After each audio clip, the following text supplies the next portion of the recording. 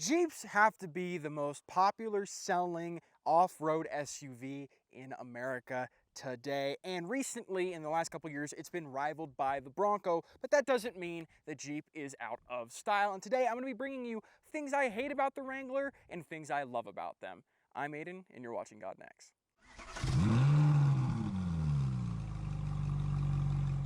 Now, when it comes to the price of the Jeep Wrangler, a Rubicon starts around $50,000, which is a lot of money, but it is an off-road vehicle until you look at the price of a Ford Bronco Badlands, which starts around $47,000. And you might say a $3,000 difference isn't that big of a deal, but I can tell you now, the Ford Bronco Badlands has more off-road tech than a Rubicon does.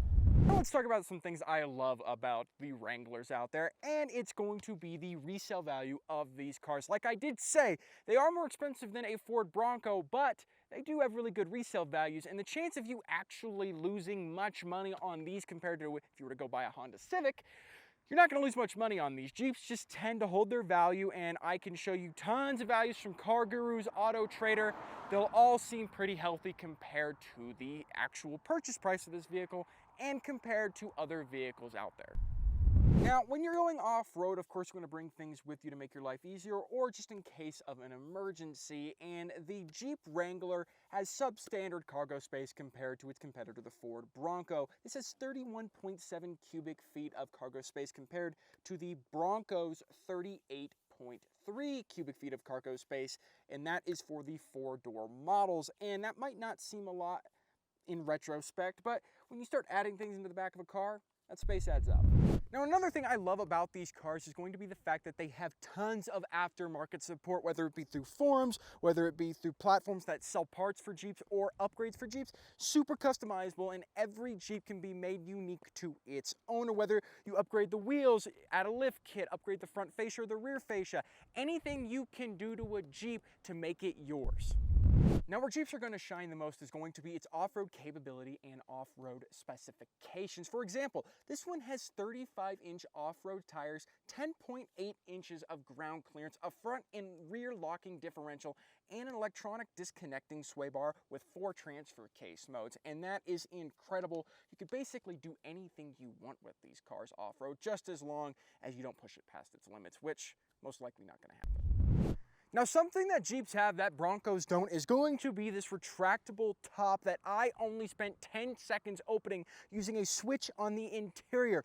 Broncos don't have this. In fact, you have to take off the roof panels and door panels and put them in the back if you wanted there to be an open air experience. But with this, all I had to do was press a button and it opened it for me, and I love that Jeep has made it so easy to get an open air experience so you can enjoy the great outdoors.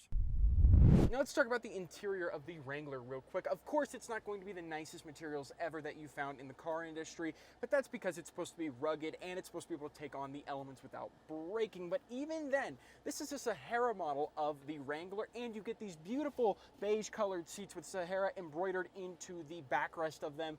And you still get some nice materials, soft touch materials, just about everywhere you're going to be grabbing, but you also get tons of grab handles, and you even have this bar back here in the ceiling that has the speakers and lights integrated into them. And back there, you get even more grab handles, and you get a really cool looking dashboard that fits the Jeep's personality.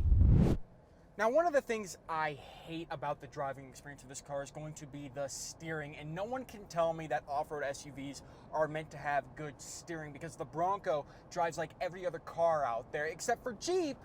I can do this with the steering wheel, and the car refuses to move. Not only is that dangerous, it makes the front end of this car feel completely dead and makes it so I can't even tell where the front end of this car is pointed, because where I'm steering right now, that's about when I start to get feedback from the road. And on most cars, even if I were to do this, as I'm going out of lane right there, even if I were to do a little bit, the car would at least provide some feedback and start to turn. In the Jeep, that's not what you get.